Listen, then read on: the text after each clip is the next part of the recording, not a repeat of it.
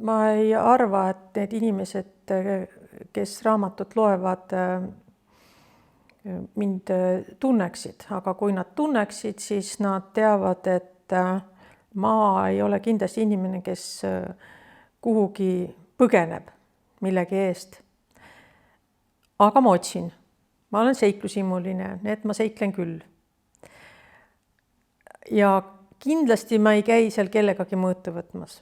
See on ka minu täiesti üks väga konkreetne iseloomujoon, et see on selle peavooluga seotud, et ma isegi ei suuda nagu aru saada ja mõista. See on väga pentsik ja see võib-olla paljudele ei meeldi, mis ma ütlen, miks on igasugused võidujooksmised või tagaajamised või mingi inimene võib-olla ei käigi väga palju jooksmas, aga siis, kui on maraton, siis panevad kõik selles suunas minema. Rattasõit, siis lähevad mingile ööjooksule, lamp otsa ees, paned läbi linna. Võib-olla on põnev. Mina ütlen, et ei ole põnev. Minul on omad seiklused ja see on selline rahulikult, vaikuses, ilma suurte lärmideta, suurtel spordivõistlustel osalemata. Ma ei jookse seal kellegagi võidu, aga samas ma arvan, et ma võib-olla selle aja jooksul, kui ma olen mäe peal, läbi neid takistusi ja raskusi võib-olla veel rohkem kui see inimene, kes maratoni ajal, aga ma ei hakka seda nagu suurte massidega koos tegema ja võidu jooksma ja seda demonstreerida, et mõtle, kui tubli ma olen. See võib-olla ei ole üldse nagu selline hea mõttes, et sellest siin rääkida, aga mulle meeldib selline rahu ja vaikus. Ja seda saad mägedest kõige rohkem. Ja kui sa tahad kellegagi mõõtu võtta, siis mägedes sa saad iseenesega kohe kõvasti mõõtu võtta. Ja mida vanemaks sa seda kogu aeg saad, seda rohkem sa ise endaga mõõtu võtad ja kui sa koju jõuad, siis mõtled, et ma sain hakkama. Et ma tahaks ka rääkida natuke sellest, et kuidas mäepisik inimesse ronib. See ei pruugi igasse inimesse ronida. Inimene käib ükskord mäe peal ära ja ei julgegi enam tagasi minna, sest et päris õudne oli. Nii palju peab käima, nii palju jama, milleks midagi sa sealt tegelikult nagu ei saa. Lihtsalt kondad ringi, ravid oma valutavaid kandasid ja tohterdad verist villi ära tulnud küünt.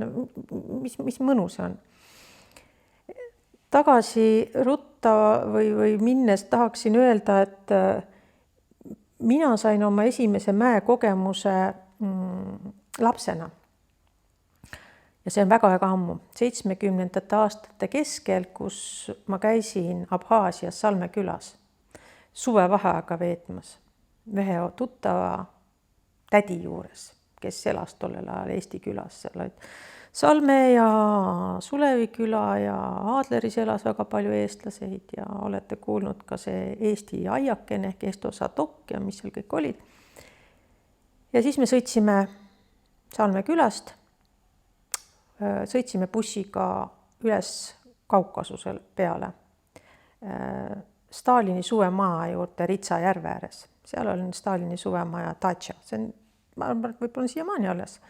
Seal läheduses hiljem on Brežnevi suvemaja ja siis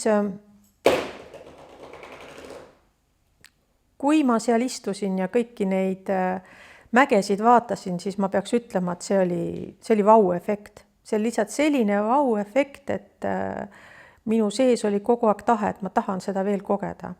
Aga minu sees ei ole olnud kunagi tahet näiteks panna alpinisti need kassid jalga ja minna kuhugi mäetippu vallutama või ma isegi ütleks, ma tegelikult selles mõttes ma olen nagu äppu, ma kardan seda, et see laul, et tahad lennata, aga mitte eriti kõrgelt, et see võib-olla kehtib siin, et mulle meeldib nagu teatud kõrgusel, jää peale või liustiku peale ma ei tüki, mäetippu ma vallutada ei taha, aga seal on selline moment, et sa võid ühe sama mäenõlva peal või künka peal käia ja erinevatest kohtadest sinna lähenedes on alati erinev perspektiiv. Nii et ma ütleks, et väga lühikese või väikese maa-ala peal saad sa tegelikult väga erineva perspektiivi.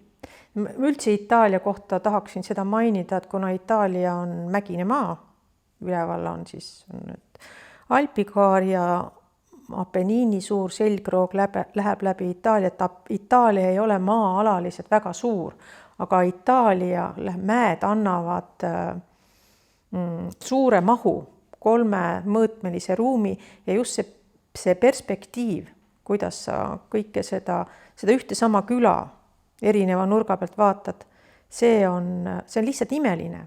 Seda ei saa lausmaal elav inimene mitte kunagi kogeda. Sa lähed jala siit Narva või lähed siit jala Otepääle, siis sa lähed ikka jala nende samade põldude, niitude vahelt läbi.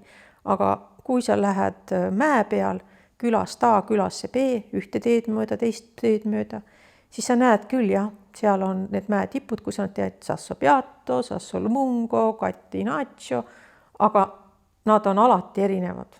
Nad on erinevad radade mõttes, nad on erinevad kas hommikul või õhtul või kevadel või sügisel. Et vaikus, rahu ja täiesti erinev vaade või perspektiiv nendele mägedele või kohtadele, mida sa seal siis külastad. Loomulikult sa saad selle aja jooksul, kui sa seal radade peal käid, väga palju asju oma peas selgeks. Minu abikaasa väidab, et nendel radadel käies on tal lihtsalt, ma ütleksin, geniaalsed ideid tekkinud.